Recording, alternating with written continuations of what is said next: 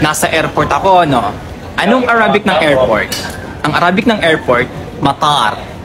Matar. Now, Assalamualaikum warahmatullahi wabarakatuh. Sa video ito, pag-uusapan natin ang ating kapatid na si Rapsan.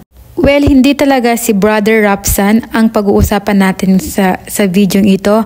Ang kanyang video, ang kanyang video na sinabi kung ano ang Arabic ng airport at sinabi niya ay matar. At doon naman sa kanyang comment section, may nakita tayong isang commenter na sinabi na ang matar ay rain. So, ganito yon. Okay, pag sinulat natin siya sa Arabic, ganyan yung magiging itsura nila kapag isinulat sa Arabic. Yung isa ay may long vowel at yung isa ay may short vowel. So, paano naman natin siya i-transfer sa ating pagsusulat? So, ito-transfer natin sila sa ating pagsusulat. Okay, dito nyo makikita yung difference. So, uhunahin natin yung nasa kabila, yung ulan.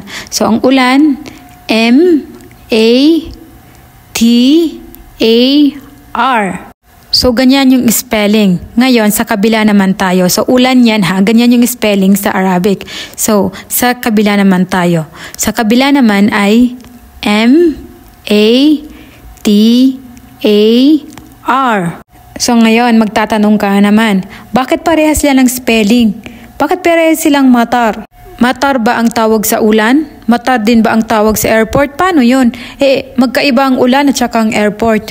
Yes, tama ka. Magkaiba ang ulan at saka ang airport. At kung nakikita nyo sa spelling, kung babalikan natin yung Arabic spelling, doon sa kabila ay matar. Matar. Doon naman sa isa ay matar. Matar. Yung syllable nila ay magkaiba. Okay, si airport ay may long vowel sa may ta. So, matar, mata, mata. So, long vowel ta, and then ra, matar.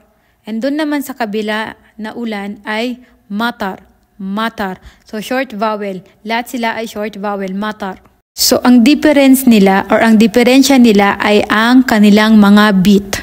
Yung kanilang mga tunog at saka yung beat, yung mga syllables nila ay magkaiba. So, that's for today's video. I hope na nakatulong sa inyo at naging malinaw sa lahat ang pagkakaiba ng matar at saka ang matar. Shukran, salamat. Don't forget to save and share para makatulong din sa iba. Bye!